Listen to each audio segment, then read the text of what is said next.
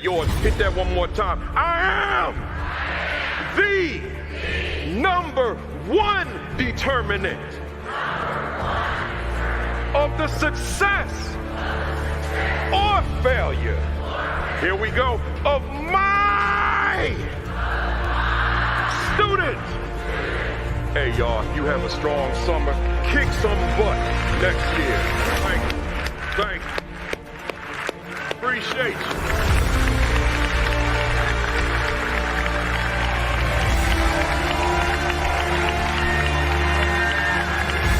That's the mindset. That's the attitude. Love you guys.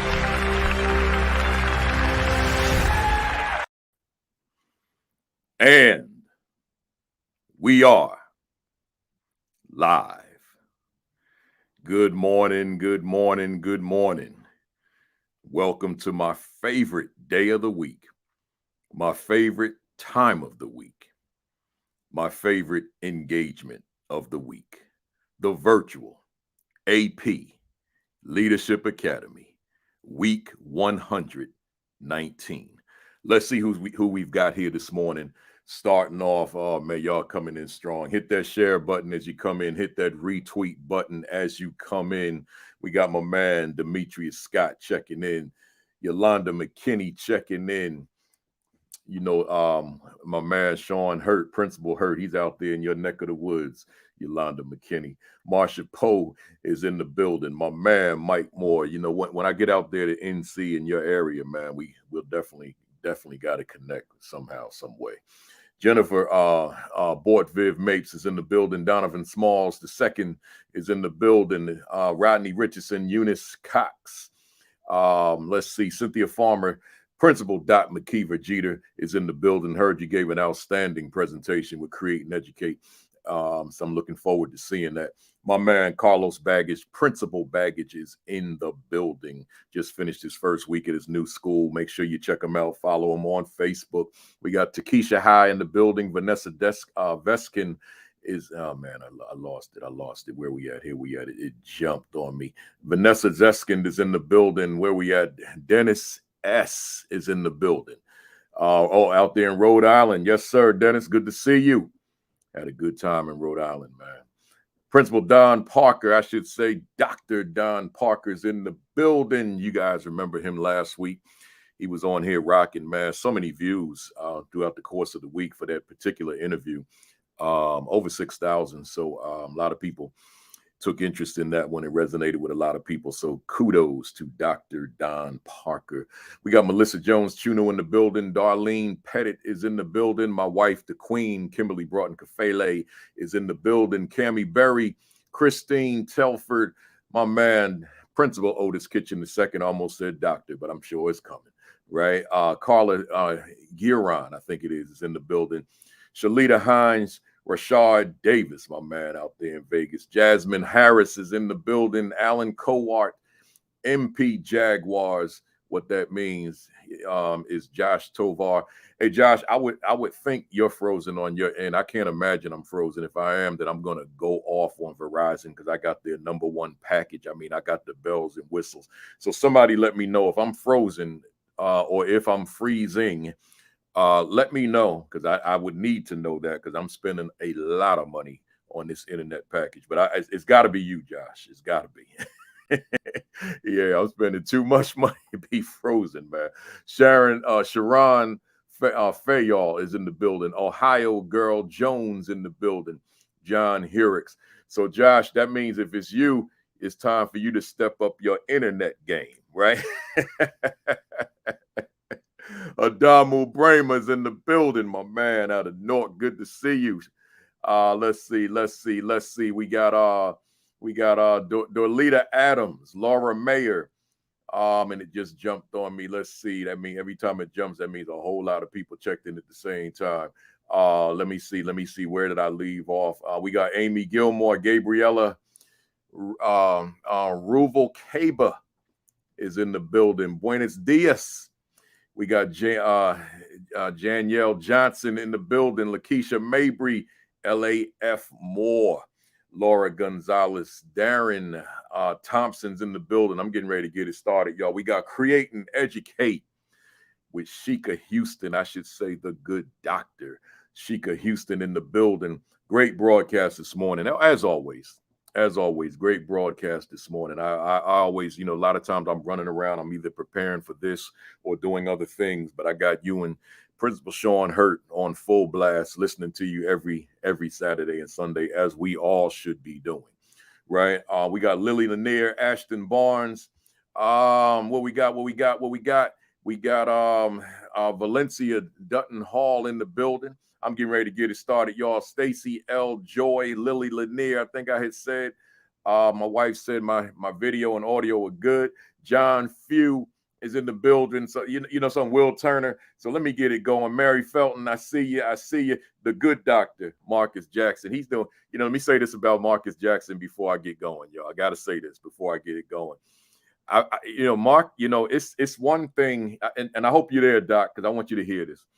It's one thing to have a job, to have a career, to have a profession, to have work, to be employed. It's, all that stuff is important.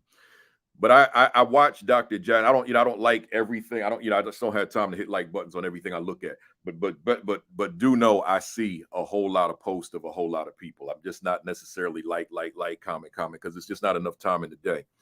But I see everything you post, Marcus.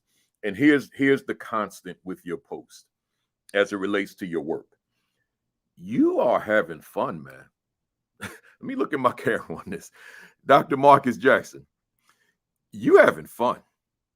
It's like you wake up and have a ball and then go home and go to sleep at night and start it all over. It's like back when you were playing basketball, right? You went on the court and you hooped and had a ball. I'm looking at you, man. I'm looking at them videos. I'm looking at those pics. I'm looking at your comments. And who could ask for a better way to lead than to have fun while they're leading? Now, do stresses come with the job? Of course. Do challenges come with the job? Of course. Does hardship come with the job? Of course. But what a beautiful thing when fun can come with the job. Like I'm having a ball while I'm doing this work, right? And I think that's the epitome of being in a particular career, in this case, leadership. So I'll say to you as I segue into my opening through Marcus Jackson, Dr. Marcus Jackson, make sure you're having fun. And if you're not having fun, and he just said, I hear you, brother, man, I love this work. If you're not having fun, you might be in the wrong place. Like maybe you need to be in a different district, right? Where you could, because I left a district where it started off fun and it became something different. So I left. I went to a district I didn't know. And man, I had a ball. I had a ball, man. Oh, Sean McCray is in the building. OG, the original OG, man. Hey, Sean McCray, you another one, man. Let me say this though, before, hopefully you're going to stay with me for a minute. But this is another one. This is Sean McCray, basketball coach extraordinaire here in New Jersey, but just overall human being extraordinaire. I don't have to confine him to basketball, right? Just overall, just human being extraordinaire. But we're talking about a person who has devoted his life through developing young people, but through basketball. And I look at your post, Sean. I look at the things you say. I look at your words of encouragement. And once again, like my man, Dr. Marcus Jackson, you epitomize someone that just has fun doing the work, despite the challenges of life, right? Having fun doing the work. And that's critical, right? I'm glad to see you this morning, OG. My man, Coach Sean McCray in the building here in Newark, right here and I'm in Jersey City, but I can look at Newark out when I go outside of my house. So right in the Newark area of New Jersey. So with that said, I feel like I'm all in the presentation. I haven't even said good morning to y'all. So let me say formally, hit that share button as I say, good morning. Greetings. Welcome to week 119 of the virtual AP Leadership Academy And I don't know about you, but as I always say, I think I know because you checked in this morning. But if I could just speak for me just briefly, as I always do, I want you to know how I feel as I'm starting this broadcast today. I'm on fire. That's how I'm feeling, y'all. That's how I'm feeling. And I say that to you every morning for 119 weeks, just to remind you that regardless of what's happening in my space, what's happening in my world, I chose leadership. And because I chose leadership, I got to lead. I'm leading on these Saturday morning broadcasts. Even when I have guests, I'm still leading because it's my platform. So I can't come on here weak and broken. Even if I am broken and weak, right? I got to bring that strength, y'all. I got to bring that enthusiasm, y'all. I got to bring that passion, y'all. I got to bring that energy, y'all. I got to bring that excitement, y'all. I got to bring that exuberance, y'all. So for one more time, I'm just reminding you that in this moment, at this time, in this space, I'm on fire. Woo! Yeah. That's how I'm feeling. Yo, let's get into it, man. My motivational message, as I call my commentary now, real quick, is called What Will Distinguish This School Year from Last School Year? Once again, what will distinguish this school year from last school year? That's my question to you. You know, I don't care if you had the best year in your life. It doesn't mean you maxed out. It doesn't mean you reached your pinnacle. It just means you had a great year. You had your best year yet. But I'm saying to you that last year is in your rear view mirror. It was great. It's a foundation, but it has nothing to do with the young people and staff moving forward. Now you got to start it all over again. And I'm asking you, in starting it all over again, what's going to distinguish what you did last year from what you're going to produce this year? That's what today's session is all about.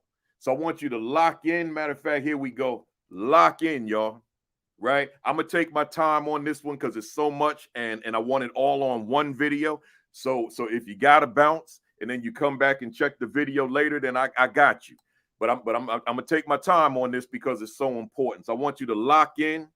And the whole idea is so that you can soar, right? So that you could soar. Let's go 40,000 feet, though. So you could soar 40,000 feet above the clouds, man.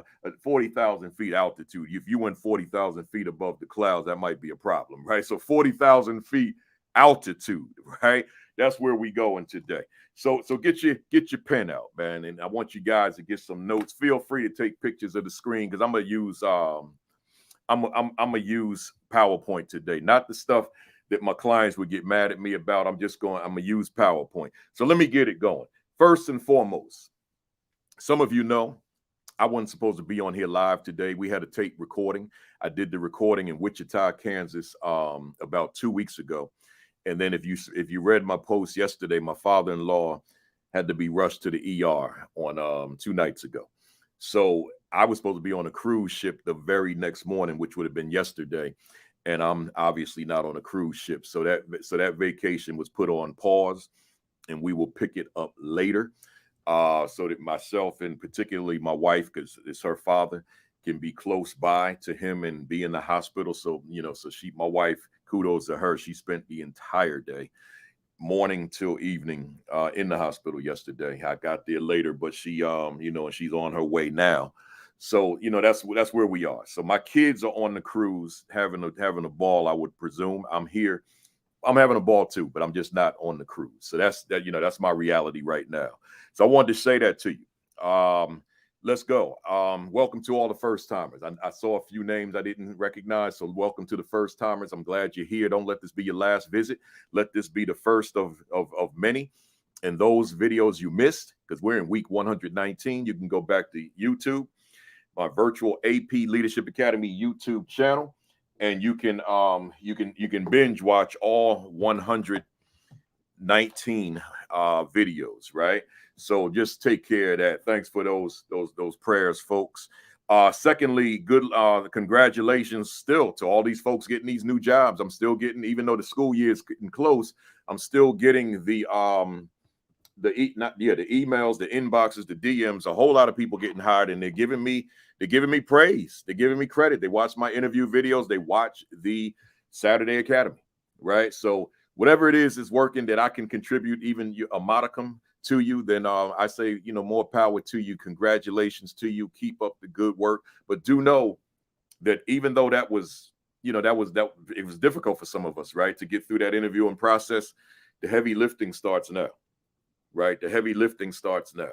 So make sure that you understand that is now you got the job. Now you got to do the real work, right?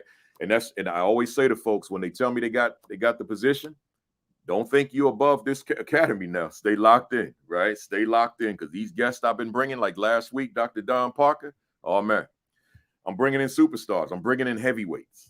Right? Heavyweight champions of the world. I'm bringing them in every week, except when I go solo. I would like to think that I got a little something to offer as well. So make sure that you stay locked in. My books, I'm not even going to promote all of them, just the Assistant Principal 50. This is my biggest selling book that I've written. If you don't have your copy, get your copy. Get it now. Go to your other device and just order your copy now, right? So the Assistant Principal 50, Critical Questions for Meaningful Leadership and Professional Growth, written by yours truly, Baruti Kafele. Don't put Principal Kafele on the Amazon chain search bar, because it may not recognize that name. Just put Baruti Kafele, Baruti. It might recognize Principal. Maybe I'll try it later on today and see. But get yourself a copy. And you also are probably aware by now, I'm writing volumes 2, 3, and 4. So volume 2 will be out next year in May. And then each succeeding May will be a new volume. I'm actually, since I'm home now, I actually started working on that book yesterday, because I'm home for 9 days. So get yourself a copy of that. I'm rocking my Detroit Stars Negro League jersey. This is an old one, man. It's old. They don't even have a number on the back. This is before 1920. So it's old. But as I say to you all the time, the newbies, you wouldn't know this, but everybody else, I wear these with an extreme amount of pride when I put these on every day, my Negro League jerseys. They make me feel like Superman, right? So that's where it's at.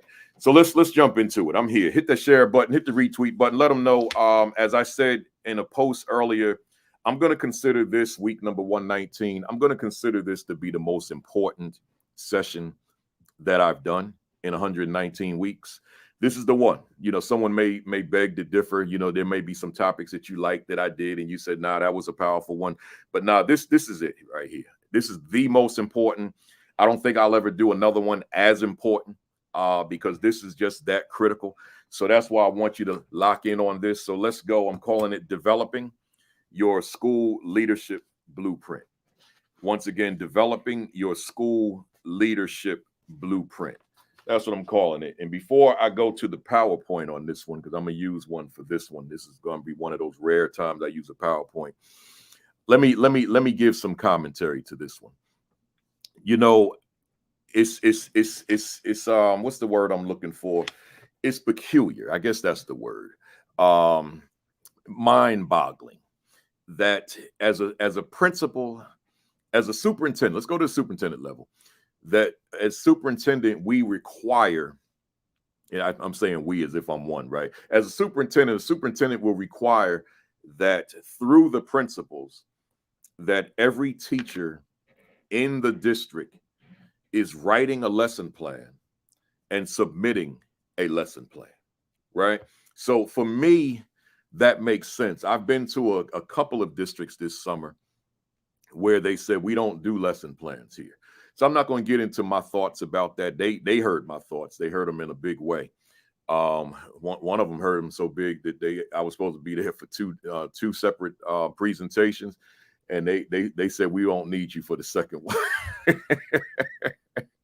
I don't know if it was because of what I said about the lesson plans. I don't know what it was, but I know they canceled the rest of that contract, right? So, you win some, you lose some. Ain't no big deal. I think I've received at least 20 invites since that day, and that was about 2 weeks ago. So it's all good, right? But I will still stand on my position that I don't care what's what. There's no way in the world, no need to debate me on this. If there's someone that wants to debate, no need, because I'm not going to change. I'll change on some things, but this, not this. No way in the world a teacher should be in a classroom and no lesson plan was created. It's just, I'm firm on that, right? I'm staunch on that. There's no way in the world that a teacher should be in a classroom teaching a lesson that is not rooted in a plan. And when I say rooted in a plan, I'm thinking, and I'm in the equity space always. So I'm thinking about not only the class, but I'm thinking about the individual within the class, right? And thinking of my 7 years of teaching, I don't know how to teach without a plan. Matter of fact, let's go further. I don't know how to do anything without a plan. Anything professional, right? Recreational, that's different. So, because somebody out there might nitpick and take that person. I mean, be very specific on it. So, I'm saying anything professional, I can't do it. I cannot write a book without a plan. I cannot teach a class without a plan. I cannot lead a session, deliver a keynote without a plan. I cannot do the Saturday morning virtual AP Leadership Academy without a plan. I start working on the plan for this broadcast on Sundays. Months ago, I used to tell you Wednesdays. That's out now. Now it's Sunday. Sunday, I begin for a Saturday broadcast. So that means I'm putting a lot into it, which is inclusive of my heart and soul. And I mean that literally. I know that there are people out here watching that I may never meet, or I may meet them, and they're relying on the content, whether it be me on a solo Saturday or if it's when I have a guest. So I got to make sure that I'm on point with it, man. I got to be on point with it. So therefore I'm planning. So here's the thing, and my screen jumped slightly. If let me know if I'm still on, y'all, because my screen like did a little leap. Like, I don't know what that was. Well, the numbers are still going up. I guess I'm here, right? So here's the thing. So as it relates to administration, I ask this question every time I'm in a room full of administrators. I say, if you're holding, thank you, Rodney. Thank you, Sheikah. If Dr. Houston, if you're requiring your teachers to write a lesson plan, what kind of planning are you doing for yourself? Like, what does your leadership plan look like? Does it exist? Is there such thing? Is there a plan that drives your actions throughout the course of a day? Right? And let me reduce that. I said a day, but let me segment that. Is there a plan that drives your morning before you arrive to school? Is there a plan that drives your morning between the time you arrive and first period, or when instruction begins at the elementary level? Is there a plan that drives your morning from, say, when instruction begins until mid-morning, and then from mid-morning until lunch periods, and from lunch periods till mid-afternoon, from mid-afternoon to the end of the day? That sounds like a lot. But if someone is watching right now and you're saying, whew, that's a lot of planning. Well, what you think the teachers are saying? And what you think when some of them unions are trying to negotiate the plan out of the contract so that I don't have to do a plan anymore? They're saying, whew, they're saying it too. But I'm saying to you, so what? So what? What it translates into is that I have thoroughly planned for the success of my students, as opposed to going into the classroom and using a slang, winging it, or teaching concepts that I'm most comfortable with, or teaching concepts that I have a particular passion with, but may not necessarily align with where you should be according to curriculum, according to pacing, and according to standards. So I'm saying that to say this. As leader, and the good thing is a lot of new leaders are watch this broadcast every week. So we got a lot of folks who are not necessarily corrupted yet by a system that doesn't take planning seriously. And that's not to say that the entire school systems don't, but I'm saying that there are some that do not. So I'm saying, therefore, get it into your blood, get it into your bones, get it into your psyche, get it into your practice, that I need to, in a leadership capacity, plan my days, plan my weeks. Does that mean that contingencies will not arise, which will throw you off the plan? Of course they will arise, just as they arise in classrooms. A teacher could write a very detailed, elaborate plan and begin instruction at 8 o'clock, and that portion of the plan is obsolete by 8:10. We know that. But it doesn't mean I don't still have a plan that I can veer back into as I deal with these contingencies that I did not know necessarily were going to happen. So with that said, I want to walk us through, and I'm taking my time. You know, Luther said back in the 80s, he said, I'm gonna take my time singing these love songs, man. Luther, I said this to you before recently. Luther take a 4-minute song and turn it into a 15-minute song. Right. And that's not a criticism. That's a like, I'm so elated, right? You get to hear that song you love stretched out, but still maintaining the quality of the original song. Right. So I just want to take my time singing these love songs this morning, where I'm going to lay this out in terms of this planning. So with that said, let me go to my share button here, because we're going to do this in PowerPoint, man. My clients won't be upset with me on this, because it's not going to be like what I do with them. So this will be fine. This will be fine. Yeah, here we go. So I forgot to hit that play button. Hang on a second. Let me get that going. This is PowerPoint. I usually use Keynote, so this is a little different animal for me. So here we are. Now, of course, in PowerPoint, you see me, but I don't see you. So I'm not going to be able to, read your comments live. I'll read them later on, right? So when it's in share mode on this StreamYard virtual, maybe they'll fix that at some point. And that way I could see myself. So let me put this image on the screen. And, it's all about the mirror today, right? It's all about looking at ourselves. So I'm saying, you see the title on the screen on the platform you're on, Developing Your School Leadership Blueprint. And I'm using that word blueprint because it has more potency in it than plan.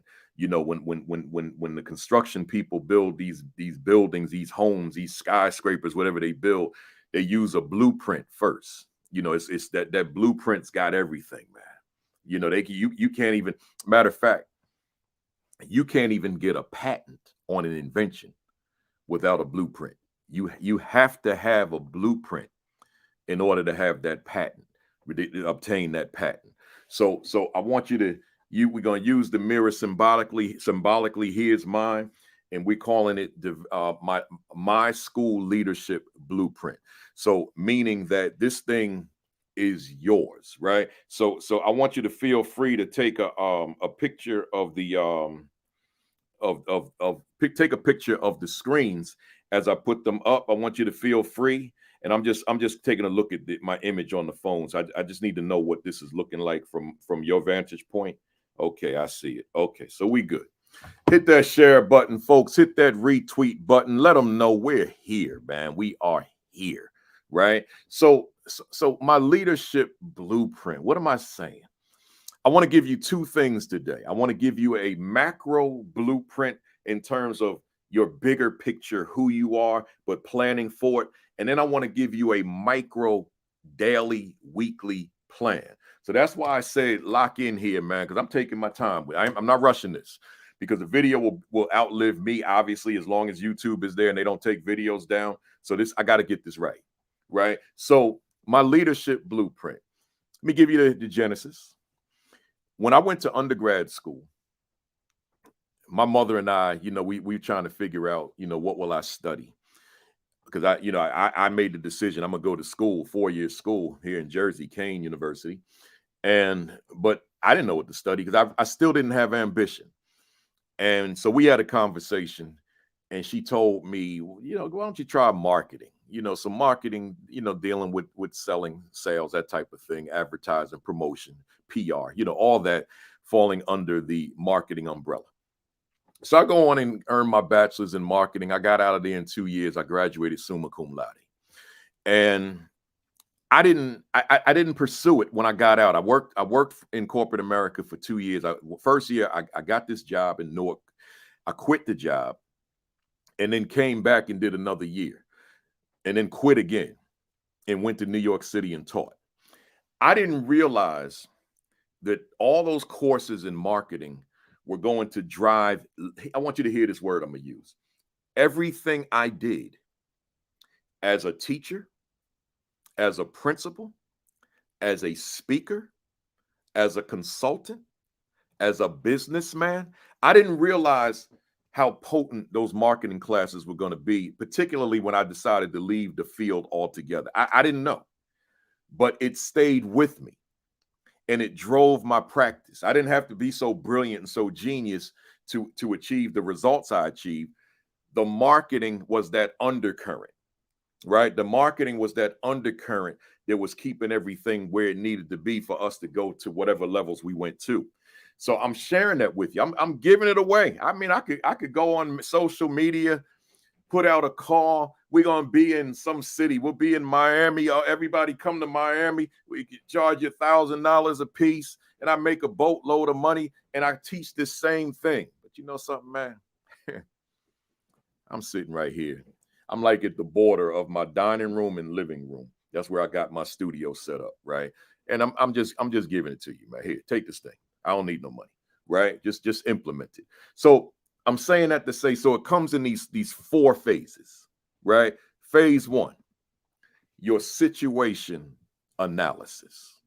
Your situation analysis, which asks the question, where am I now?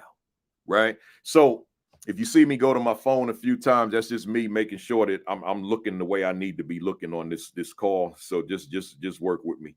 Yeah, it looks right. It looks right. I just got to know that because I can't. This is the first time I'm doing one of these and I can't see. This is like doing Zoom, right? I don't see anything but my PowerPoint. So I got to make sure that my folks are still there watching, right? So because I can't read. I don't see nothing. So here we go. Situation analysis, which asks the question, where am I now? So here's what I mean by that. You can't in earnest plan for the future, set goals for the future, unless you first have in earnest, with intentionality, purposefully, deliberately analyzed where you are right now. See, a lot of times, here's what people do. They'll set certain goals. They'll devise certain plans, not realizing that the goal is not realistic. But because they haven't done the situation analysis, they don't realize how unrealistic the goal is right now in real time. Now, I want you all, make sure you write in those comments, right? Like flood me with these comments, because your comments is typically the fuel that keeps me going with these.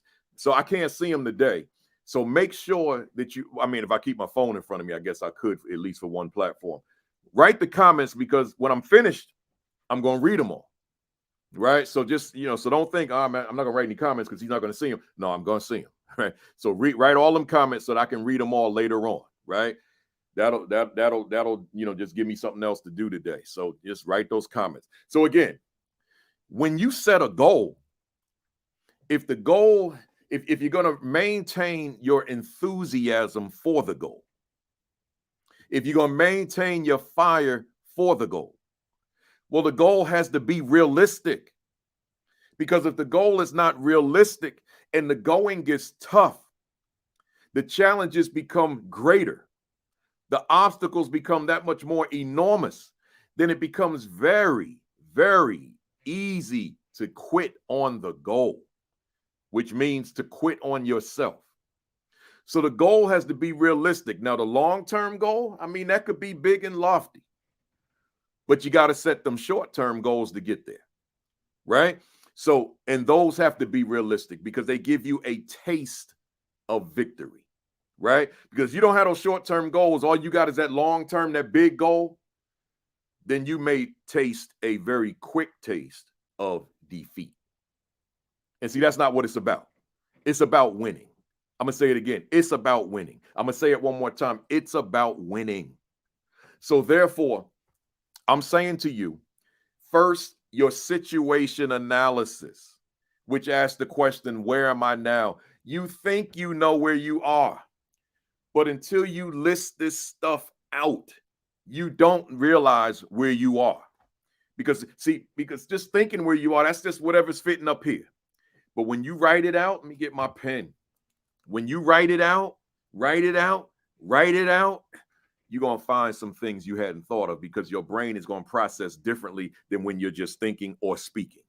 It's something about the pen or writing, writing with your fingers with the computer that you're able to go deeper. Most of us, I think, who write, we write better than we speak. Right? Our writing skills may not be better than our speaking skills, but in terms of how we are able to conjure up information, that the way the brain just processes as you're writing, you're able to find things, go places that you may not have been able to go when you were speaking. When I'm on stage, speaking to an audience, certain thoughts were not a part of my plan in the presentation. So I'm like, wow, this was a good thing. I'm glad I came up with that, but I don't usually remember it. Like I want to jot it down, but I'm on a stage. I can't jot it down. Just something clever that came up in my mind. But on the other hand, when I'm sitting here writing an article, a book, the Sunday morning commentary, a blog, whatever it is, I got the pen in my hand, so to speak. And when those thoughts start circulating and generating within my brain, man, I can write. And I'm seeing things. I'm generating things that I may not generate with a live audience in front of me when I'm speaking. I hope that makes sense to you. So that situation analysis, you want to analyze where you stand now before we talk about going forward. First, we got to go backwards. Sometimes people use, as cliche, never go backwards. And I say, no, I beg to differ. If you're talking about your progress, no, you're going to have to go backwards because you got to see what you've already done. So with that said, notice it says brainstormed list. This is a brainstorm at this point.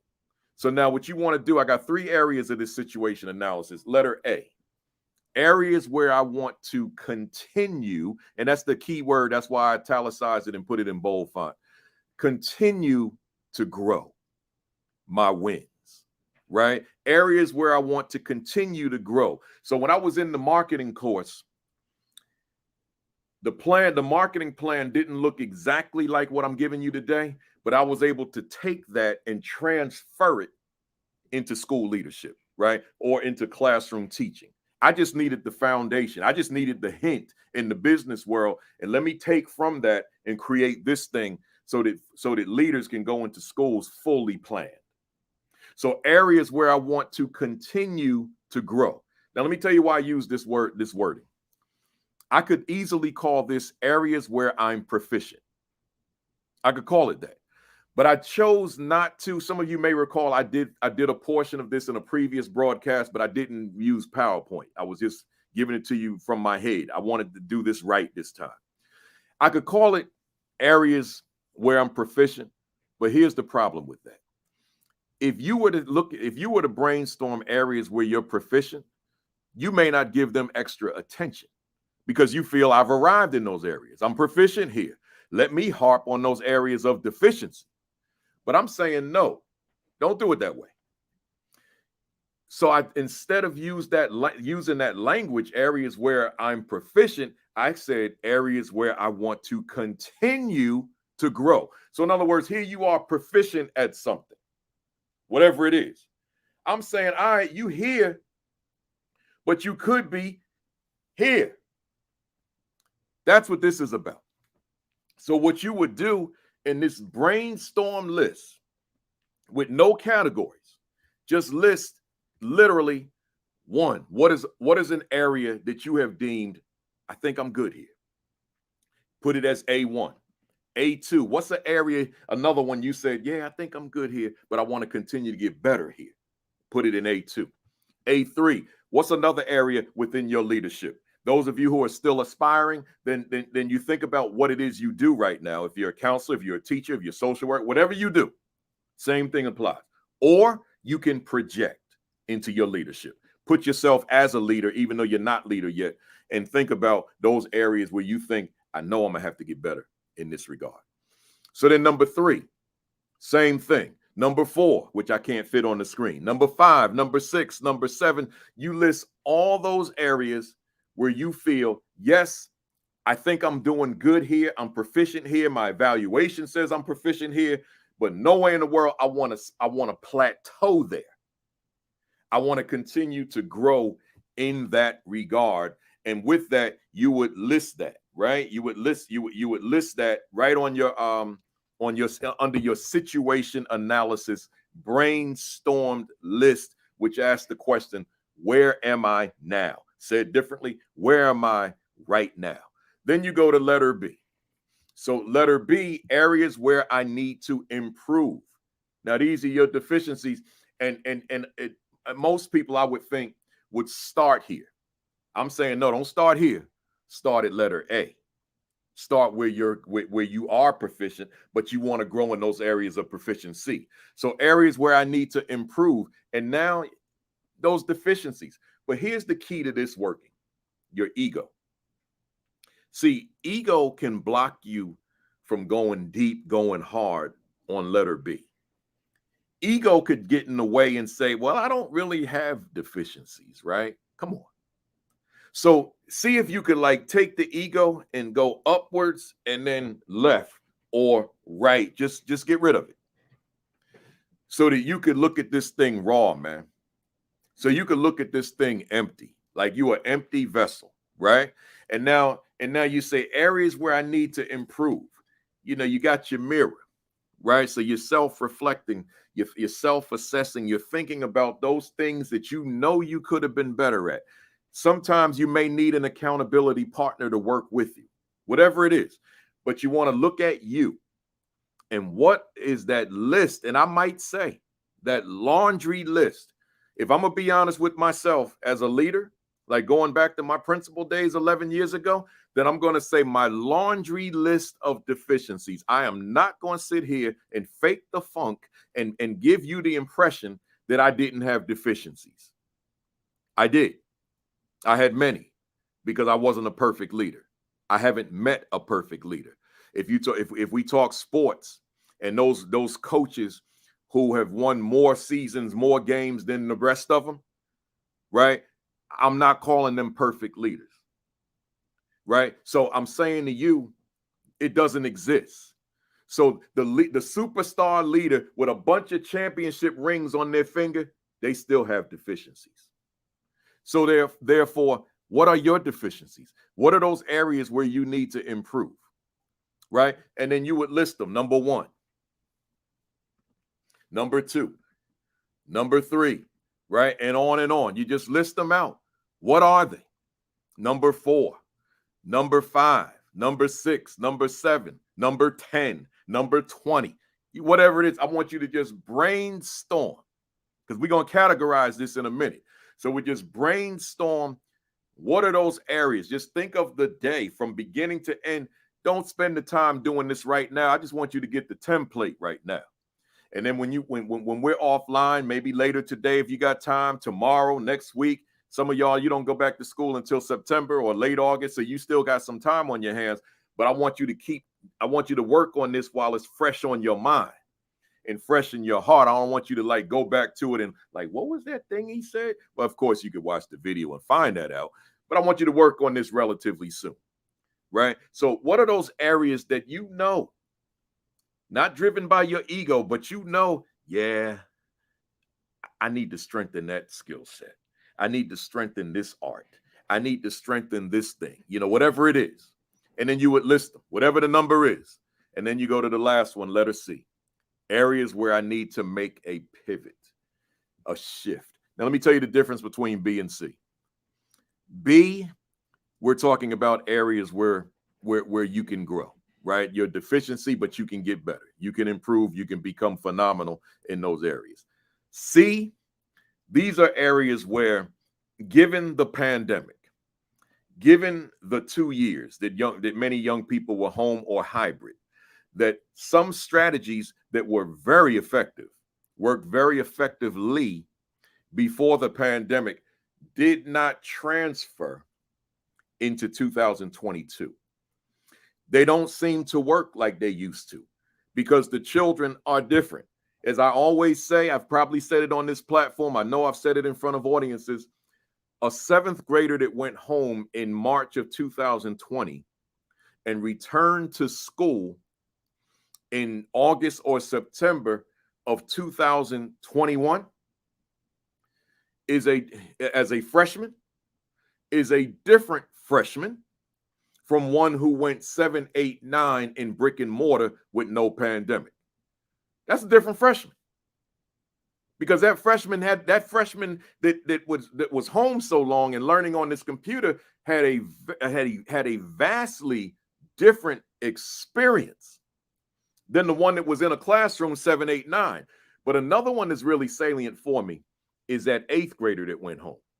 That 8th grader that went home and returned to school as a sophomore and completely bypassed the experience of being a freshman in a high school. Well, that sophomore that bypassed the experience of being a freshman and therefore a freshman orientation. I don't mean an orientation like a meeting. I mean the whole year as an orientation to the remaining 3 years in the building, changing classes and all the, the peer interaction and all this entail, the athletics, all of that, the activities. That's a different sophomore. And some of us teachers and leaders, some of those strategies that work like a charm back before the pandemic with that 8th, 9th, and 10th grade sophomore that went straight through didn't work the same way with that sophomore that had that year at home on a computer, a year or more, I should say, right? So these particular strategies I have in my mind, and only you would know what they are, they may not be strategies that you can improve because we're talking about time shifted, life shifted, the world as we knew it shifted, and it is still shifting. So there may be some strategies that you need to leave behind and come up with suitable replacements for the students that are entering your school this school year. So areas where I need to make a pivot, a shift. I always give the example. I shook my guy's hands in the morning. Boom. A lot of times I didn't let him go until if I had something to say to a given young man, I would hold his hand until I was finished saying what I had to say. While doing so, I'm shaping the culture of the school simultaneously, which is behind me. So now, those of you that know me or met me on the road, you know I don't shake hands, right? I don't do that. I fist bump. But that's not a suitable replacement for a handshake. But I don't have this anymore. I would have to, so I can't improve upon that. I have to pivot away from it and figure out something different. You get the point. So let's keep going. So you would list, what are those areas where I need to make a pivot? 1, 2, 3, and on. 4, 5, 6, whatever it is. I would hope that it's not a whole lot. I would think that the bulk of your list would be in areas A and B, not so much C. I would think that C would be a little shorter, but I would think that there's something in C. Now, again, now I shouldn't say again because I haven't said this. Also, as the word, you can take this same blueprint and apply it with your teachers. They can work out the same thing, or all your staff, even your non-certificated staff. This has relevance. It has practicality, right? So this is your situation analysis, but it's through a brainstormed list. So in other words, there's no rhyme nor reason as to your sequence. You just listed things as they came to your head. Now, let's shift gears with that. Watch this. My leadership blueprint, situation analysis. Where am I now? But now I'm saying a categorized list. See, because I want to bring about some organization. So in this categorized list, because the other one, although I will say this, the brainstorm list will work with this plan, this blueprint, as you will see in a little while. But I want to make it, I want to simplify it. I want to make it even easier. So let me look at my phone for a hot second and make sure that I'm still on here. Yeah, I'm there. I see me. I see me.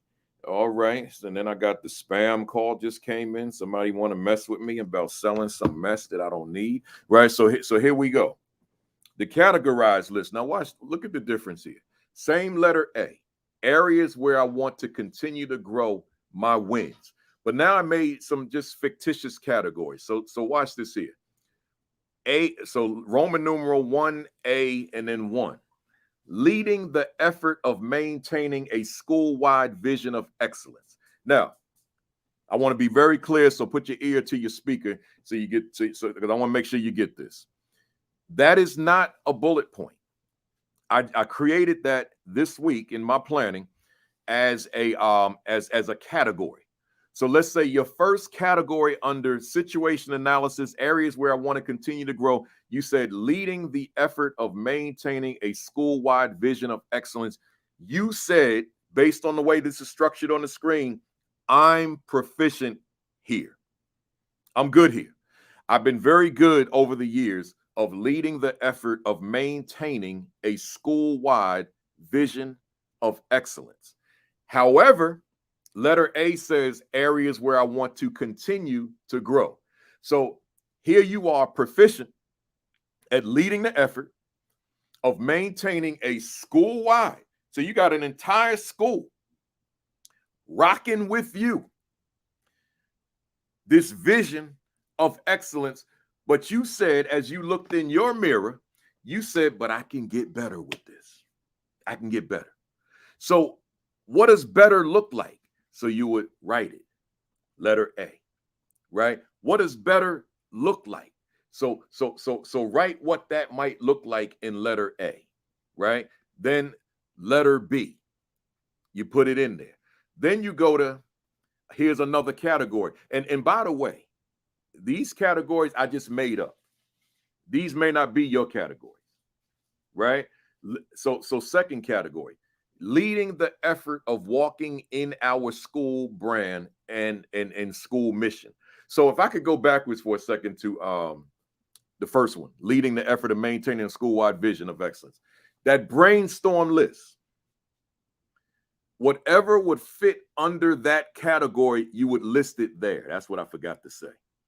Whatever comes under that whatever in that brainstorm list would fit under leading the effort of maintaining a school-wide vision of excellence, if that's your category. And remember, you're making your own category.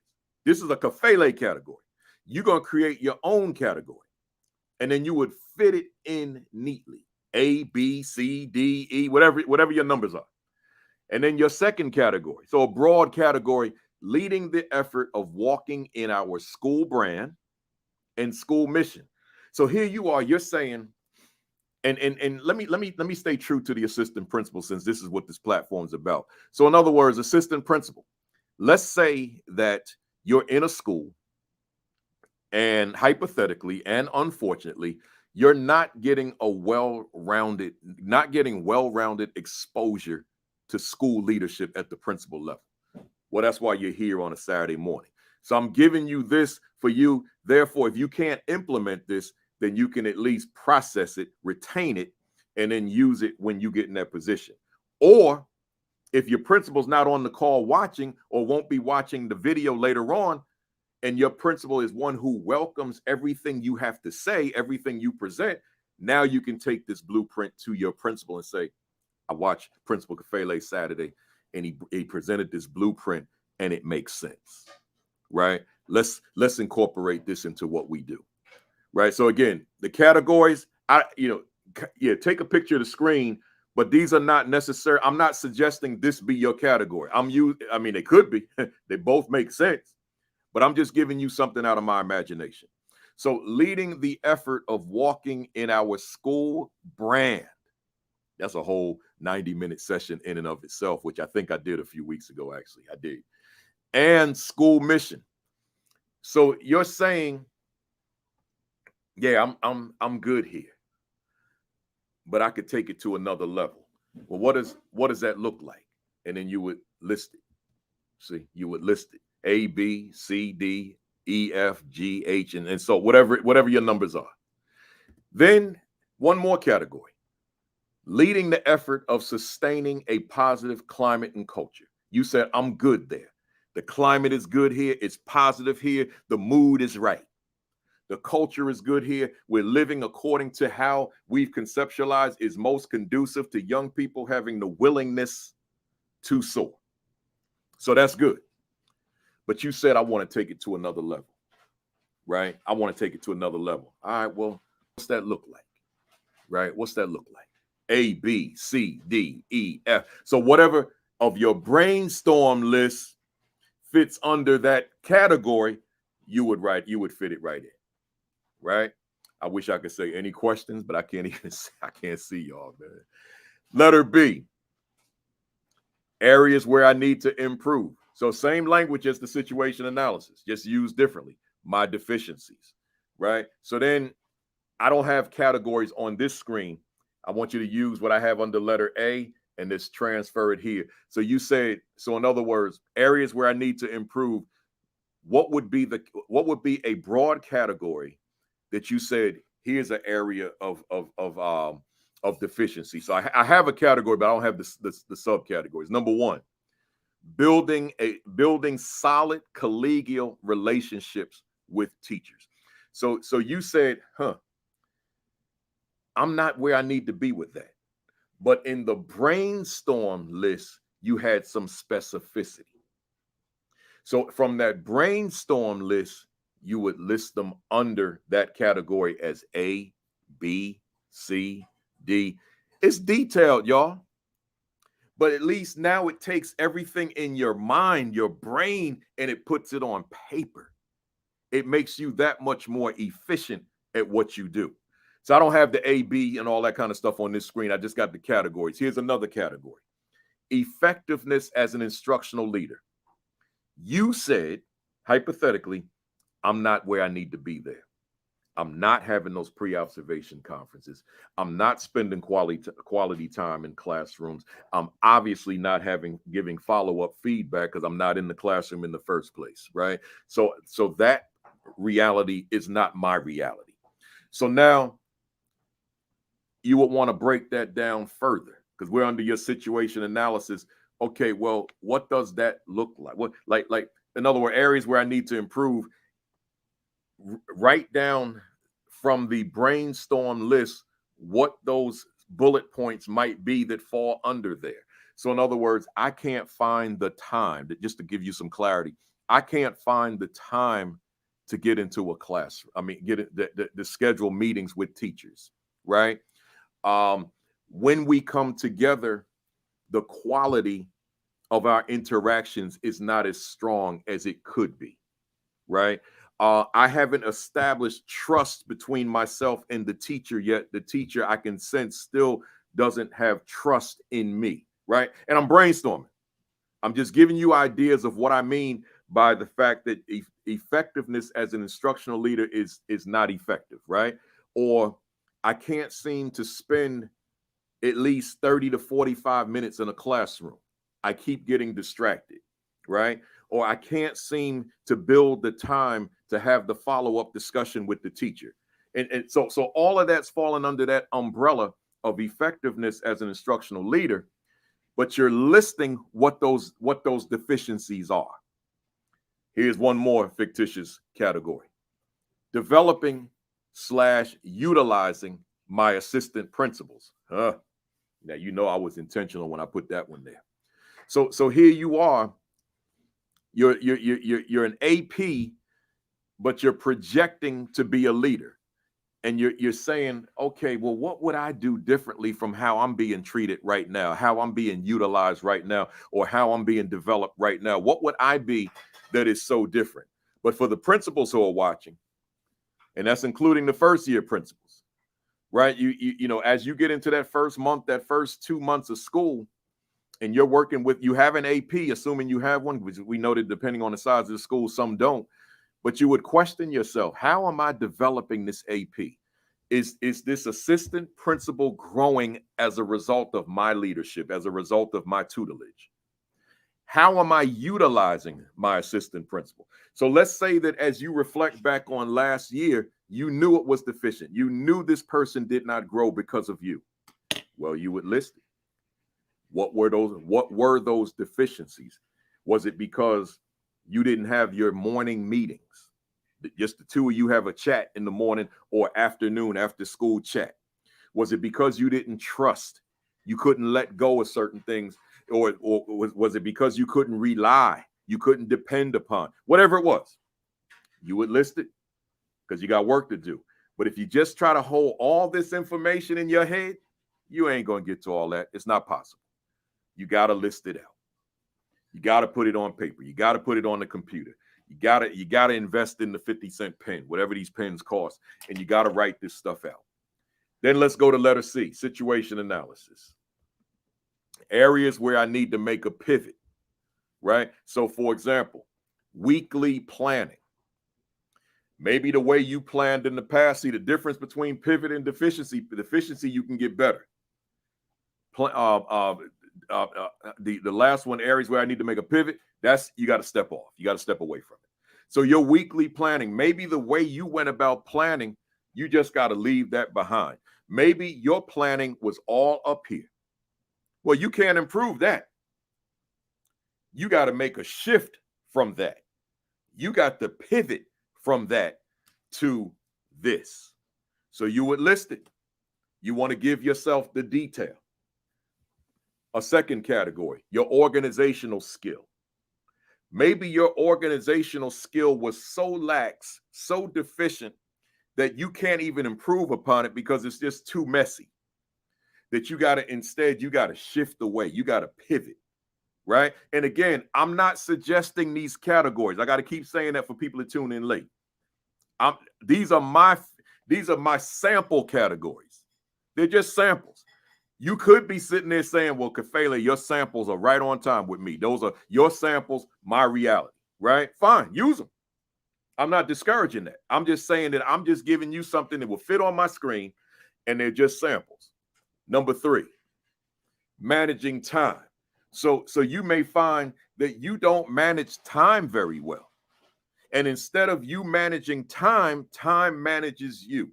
Well, you may be at a point where you cannot improve on managing time. You got to put forth a whole new system.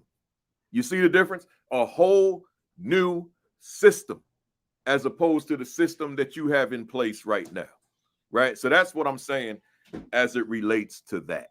So you got to look at that. You got to look at that, right?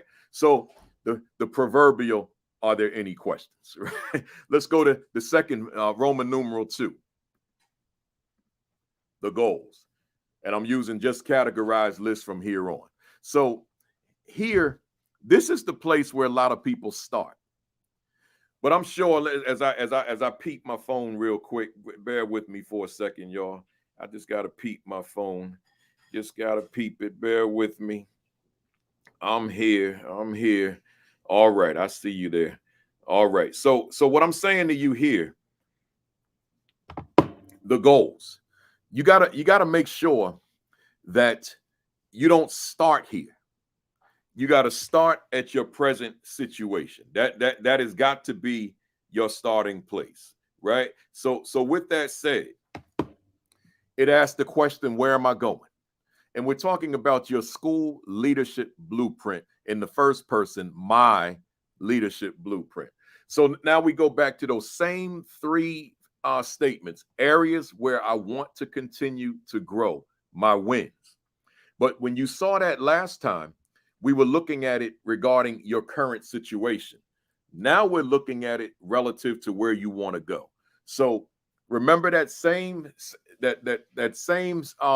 category, leading the effort of maintaining a school-wide vision of excellence, and then you listed what that looks like, what you're presently doing. Now you want to list, where am I going? See, in the situation analysis, you just wrote out what it looks like right now, right? What does it look like right now, what you do? So you might have said, well, I do a morning convocation. I'm going back to situation analysis for just a brief moment. We do a morning convocation, and we talk about, among other things, the vision of the school. I do a monthly principal state of the school message, and we talk about, among other things, the vision of the school. But then you said, but I want to get better with this. It's good, it's proficient, but it ain't phenomenal yet.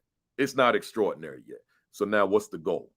And that would be letter A, right?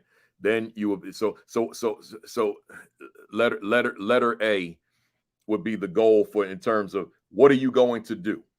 Then you may have another strategy, another goal that fits with that, leading an effort of maintaining a school-wide excellence. What is it? Go ahead and list it.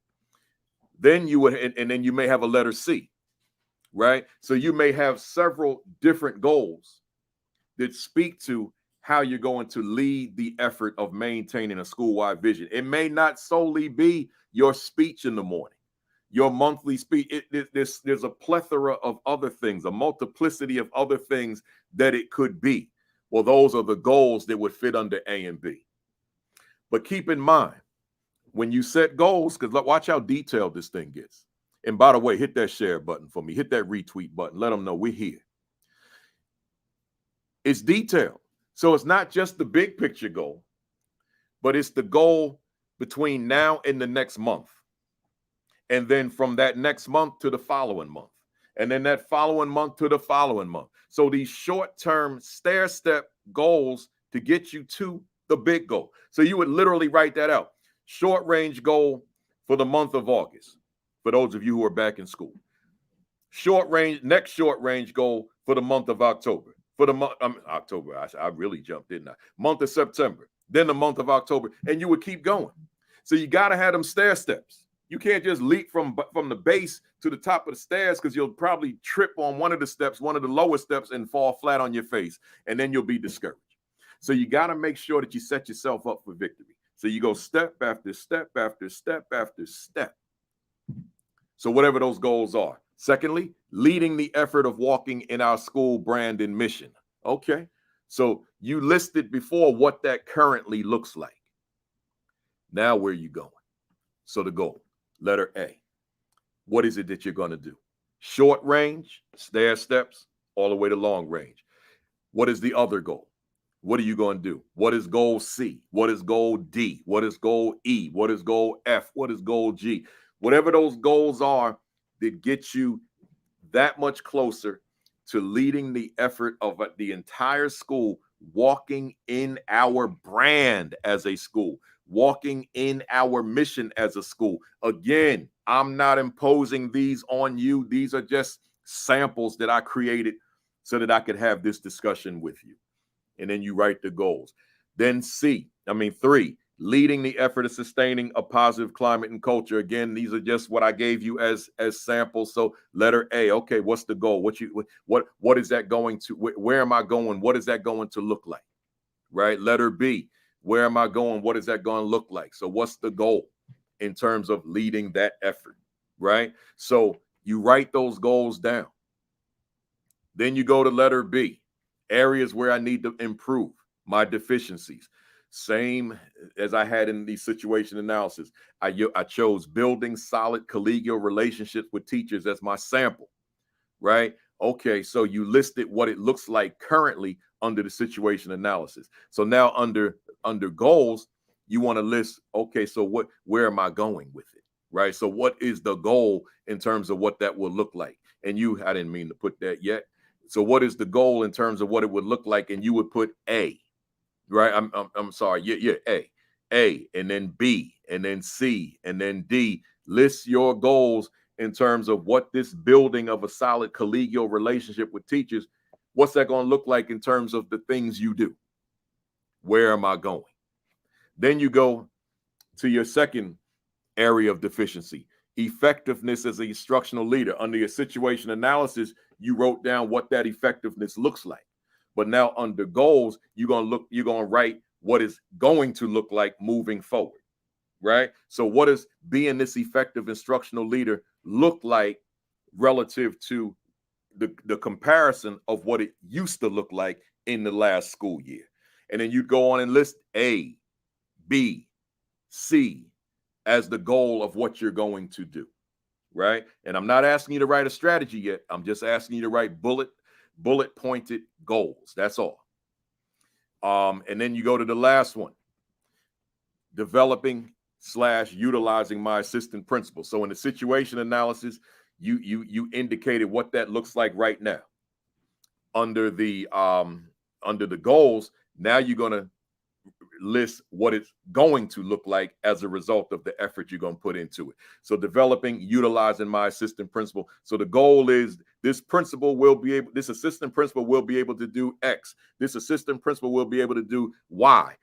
My assistant principal will be able to do Z. I will utilize my assistant principal according to A. I will utilize my assistant principal according to B. I will utilize my assistant principal according to C. So you will list this thing out, man. Right? It's going to be detailed. And you can't hold that up here. That's like me trying to do one of these presentations with it up here. I can't. It's too much. I got to have it on PowerPoint. Right? I got to have it written down. When I have my notes on Saturday mornings, I got to have those notes. I can't keep it all up here. My brain don't work that way. Right? But when I got them notes, I got things I don't even remember I wrote, to be quite frank with you. Right? So then you go to the last one, areas where I need to make a pivot. So I said weekly planning. Okay. And I said, I use as an example with my sample, I said, your weekly planning was so poor, so deficient that you need to just step away from it completely and come up with a new system, a new model. Okay. So with that, what's the goal? And you would list it. Might just be a letter A with something like this, or it may be broken down. That's up to you. Whatever works best for you, probably breaking it down. Then number 2, I said your organizational skill. We said it was flawed. You said, okay. So I'm going to step away from how I used to do things, because I was very unorganized. My file folders unorganized. They're not alphabetized, nothing. My desk, there's documents all over the place. There's no inbox. It's just my computer. There's no rhyme nor reason as to my desktop. I got crap all over the desktop, all these icons, and I'm just totally unorganized. I have no folder system, no nothing. Well, you got to fix that. But that may not be something you can improve. That may be something you need to leave alone and reset, start all over. But again, I'm just using a sample, right? That's all it is. Letter C, managing time. I'm saying here, yes, managing time. All 3 of these could fall under deficiencies, and you can improve them. It boils down to how badly flawed they are. And if it's really badly flawed, then you may need to make a pivot. So your ability to manage your time, meaning each second of your day, each minute of your day, you may find is badly flawed, and that there's no improving it because the system you have in place currently it just doesn't work. It is broken. It is damaged. It's irreconcilable, right? So you got to come up with something different. You got to come up with something new. That's what I mean by pivot, right? So again, these are my samples. Now let's go to the third section. This is the big one of the 4. This is the big one, the strategy. How will I get there, right? Let me go to my phone, man. Let me see who's here. All right, we here. All right, so strategy. How will I get there? And now, once again, the same 3 categories, the same 3 areas first.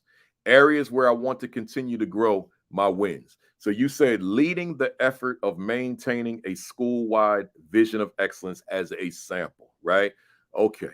And then on the second page, your goals page, you set goals as to where you're going with that to develop it from where it is, although it's proficient right now. Well, now I'm saying, what's the plan? Write your plan. And that's more than a bullet point. That could be sentences, that could be paragraphs, right? But what's your plan to further expand this effort of maintaining a school-wide vision of excellence? Maybe it incorporates your staff more so than you have been doing thus far. Whatever it is, you write that plan. So letter A, letter B, your plan. Letter C, depending on how you broke this out. Letter C, letter D, but you want to write this plan of action. So there could be a multiplicity of different strategies toward the same goal, right? So you would write them out. But my point is, letter A1A under strategy will correspond with A1A under goals, which will correspond with A1A under situation analysis. So you see the pattern? These 3 pages are not disconnected or disjointed. They coincide with one another. So A1B, or let's put one that I don't have on the screen because I can't fit it. A1C will correspond with A1C under goals, which will correspond with A1C under situation analysis. Then we go to the second category, leading the effort of walking in our school brand and school mission. All right, so you wrote the situation, you wrote the goal. Now, what is the plan? So plan A, what is it? Plan B, what is it? Plan C, what is it? This is the how. How will I get there? Then you go to that last category. And of course, your categories, I only use 3 because that's all I can fit on the screen. You might have 10 categories. You may have 20 categories. But remember to distinguish your category from your individual bullet points, which fall underneath the categories. Just remember to make that distinction. So letter C, leading the effort of sustaining a positive climate and culture. Okay. Based on your situation analysis and goals, what's your plan? You will write it. Plan A, plan B, plan C, and it goes on. Then you go to letter B, areas where I need to improve my deficiency. So once again, your situation analysis, which fed into your goals, which feeds into your strategy. So now you're looking at those categories, building solid collegial relationships with teachers. What's the plan? Letter A, letter B, letter C, and on. Effectiveness as an instructional leader. Okay, what's your plan? Letter A, B, and C. Developing and utilizing my assistant principals. Okay, what's the plan? See, it's one thing to set a goal, but the real heavy lifting is the strategy, setting the plan, writing the plan, and then, as we'll talk about in the last page, walking the plan, right? And then letter C, areas where I need to make a pivot, a shift. All right, well, weekly planning. We talked about your current situation. We said it wasn't good. We talked about the goal. We said, okay, we got to set a goal. All right, now, so what's your plan with this new way of planning, right? Let's keep moving. What's your plan with your new way of organizing yourself? What's your plan with your new way of managing your time as opposed to your time managing you? So again, this page, the School Leadership Blueprint Strategy page, it's going to be a lot there, right? It's going to be a lot there. That's a lot of writing, but that's what planning is all about. And as I said before, this doesn't have to be confined to you and your leadership team. You can suggest this to your staff. You can have a staff meeting, your first staff meeting back to school, and you break this down to help teachers to become that much more organized and a plan for their success from year to year, or month to month, or marking period to marking period, or semester to semester, whatever it is. You know, you break that down however best it works for you and your school. Let's go to the 4th page. It's a little different. There's that mirror. And I'm saying here, implementation. So it's one thing to carve out time in your life and to write an elaborate situation analysis, and elaborate goals, elaborate strategy, and then let it sit somewhere and collect dust. A lot of strategic plans, school improvement plans, that's what they do. They're compliance documents. We get them done, and then they sit on some shelf in some thick binder and collect dust. And then school goes through a series of principals over the years. And then when the fourth principal comes and they see this old dusty document on the wall in the bookcase from when the principal 10 years ago wrote, that it was never utilized because there was never implementation. So a lot of times with strategic plans, school improvement plans, this plan, that plan, a lot of time, not all the time, I don't want to paint with too broad of a brush, but sometimes them plans are never used. They're just compliance documents because the upper level leadership, executive leadership said you have to get it done. It's up to the individual principal to actually walk that plan. Well, I'm saying the same thing with this plan, your school leadership blueprint. You got to walk this plan. You can't just do what I said for the past hour and change. Now you got to walk it. That's the implementation. So the implementation is that constant review of your plan, that constant revision of your plan, because it is not a fixed document, right? It's a living document, right? So there may be times you need to make adjustments to it, but then you got to implement. And you implement with that mirror, because you go and engage, which asks the question, how and when will I measure my progress? Once again, how and when will I measure my progress? So that's comprised of what I've shared with you at least 20 times on this platform. Self-reflection.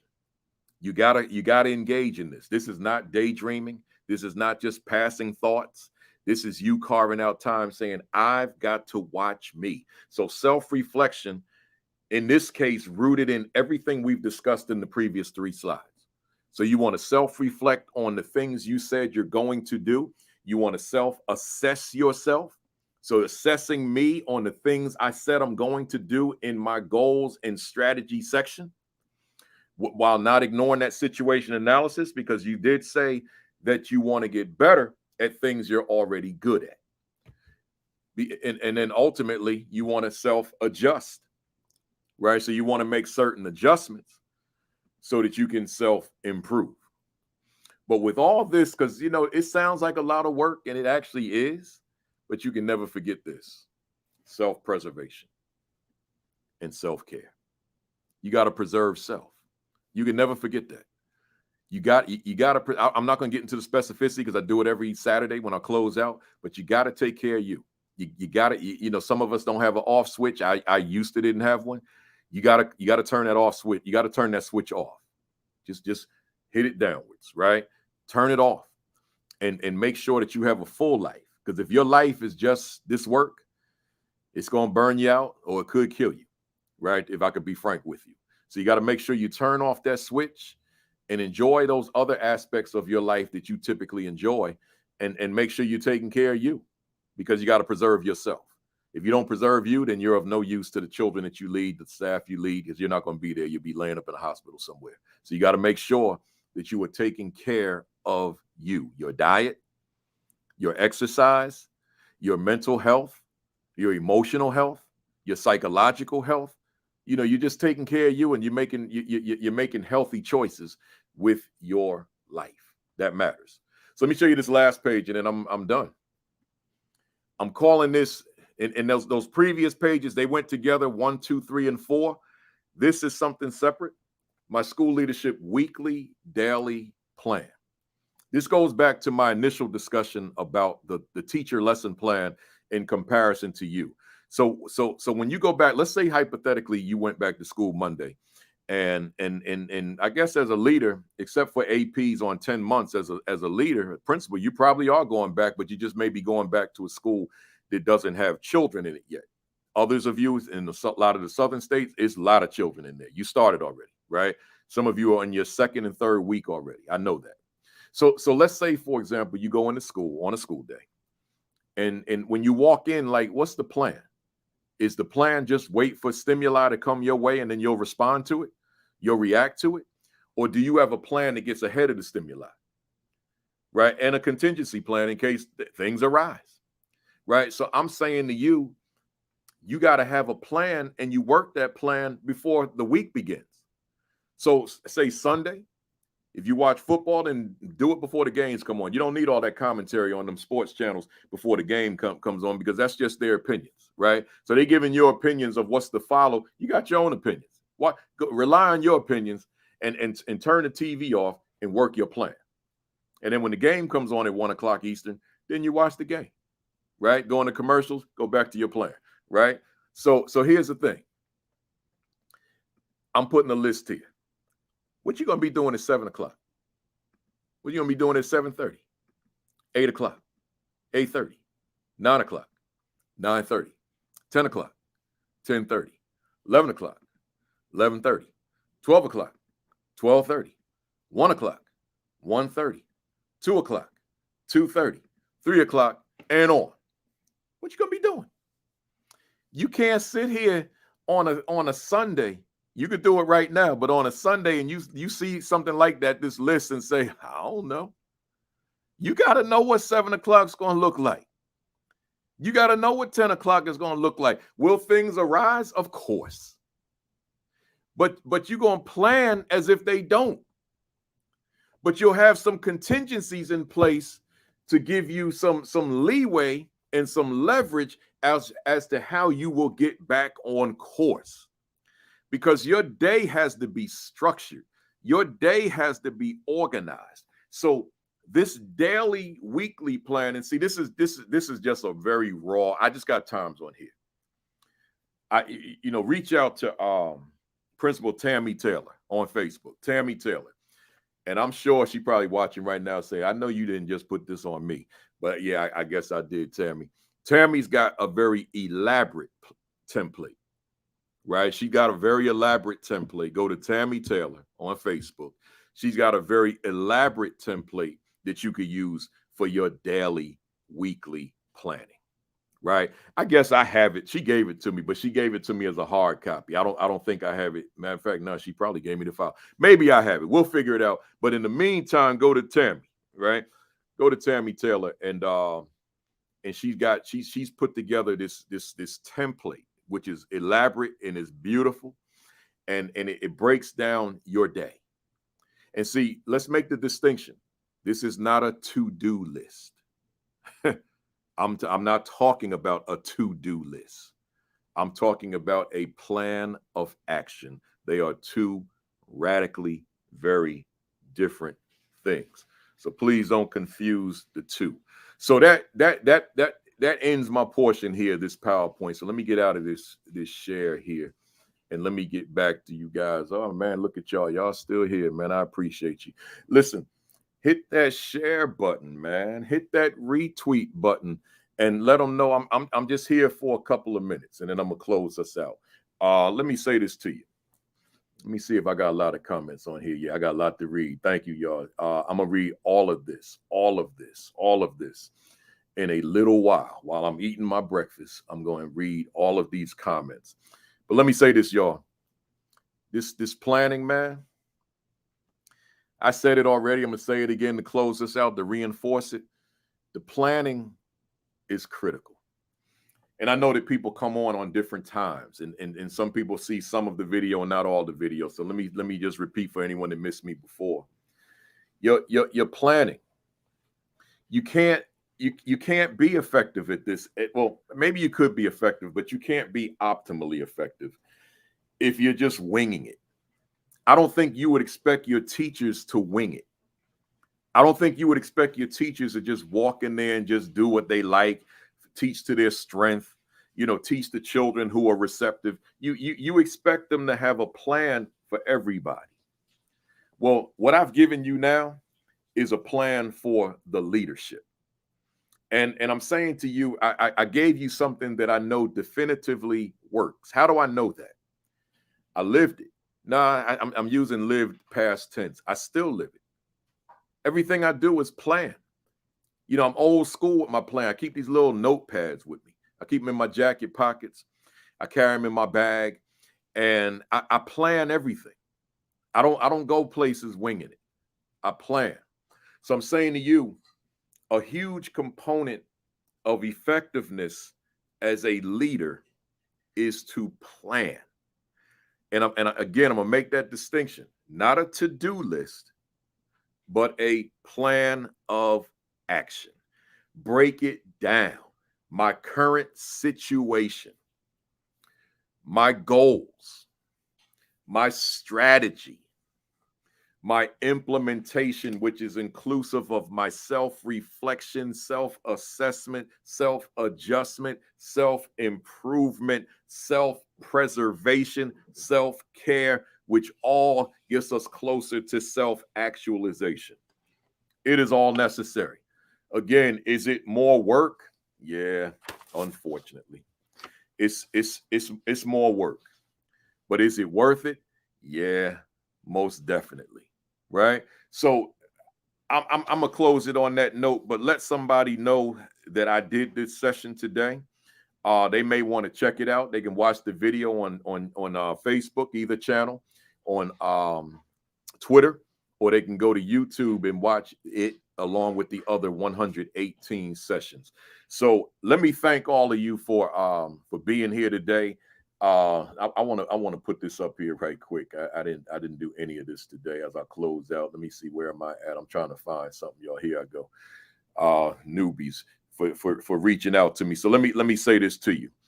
Next week, man, we got a guest next week. I got a guest I've been trying to get on for 2 years, and we finally got her. We got Dr. Robin Jackson, who's going to be speaking to us on the topic of stop leading and start building.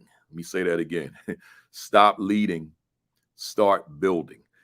That's her book that she had, her newest book, and we'll be having a conversation on that. So join us next week at 10:55 Eastern time for that interview.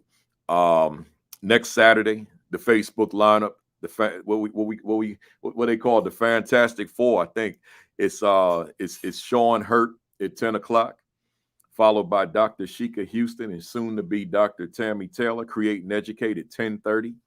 Yours truly, myself, at 10:55, and then we switch over to Sunday with my man, Principal Josh Tovar, and Dean Packard, and whomever he has as a guest. I think he's got my man Mark Abraham on tomorrow, so they'll be on tomorrow night at 7 Eastern time on Facebook Live. So check that out. I'm sure I'll see it myself. And then this goes with the platform, the Assistant Principal 50. If you don't have it, get yourself a copy, man. Go get it right now. And while you're at it, get the Equity and Social Justice Education 50. That word equity, man, it scares a lot of folks. I'm very much aware of that these days. School districts, there are a lot of districts in the country that don't want to touch that word. And the reason is because they don't know what it means. That's let me just be very blunt with you. You got a lot of school districts that won't touch this word because they don't know what it means. Meeting young people where they are, as they are. So because they're afraid of it, they think it's the boogeyman. They think it's a 4-letter word. They think it's political, all that kind of thing. They're afraid of it. But I'm telling you, there's nothing to fear. It won't bite you. It won't kill you. It won't eat you. It won't harm you. It won't hurt you. It can only help you. It is not the boogeyman. It means meeting young people where they are, as they are, meaning it is just great teaching. And then lastly, while I'm at it, the Aspiring Principal 50, right? This is the book I mistitled. It's got the wrong title because folks don't know who it's for. The assistant principal think it's for someone. No, let me change that. The aspiring administrator thinks they're not ready for this one yet. They want the book for the AP. No, I wrote it for you. The assistant principal is not sure if this is for him or her. They think that the assistant principal is the one for them. This is for anybody that wants to one day, I don't care what stage you're in, one day you might want to become a principal. I wrote this for you, right? I wrote this for you, right? So it's for anyone that's thinking like 10 years from now, I want to be a principal. It's for you. Well, it's for that person that says, I want to be an assistant principal. It's for you. Right? So it's just got the wrong title. I'm probably going to phase it out and it will become the volume 4, the Assistant Principal 50 with a whole rewrite. But that's not for another 3 years. So I ain't even got to talk about that. Lastly, y'all, visit principalkafele.com.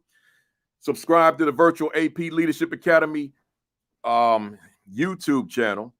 Like and follow the Virtual AP Leadership Academy Facebook page.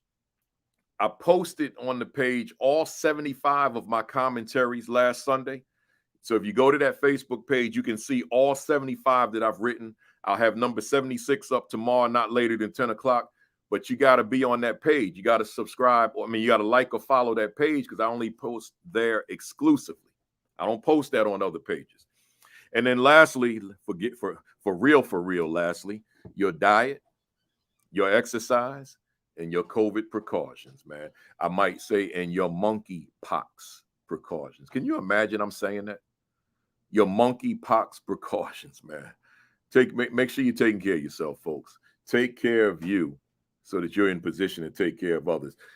With that being said, have a great, thanks for being here. That's number one. Always. Thanks for being here.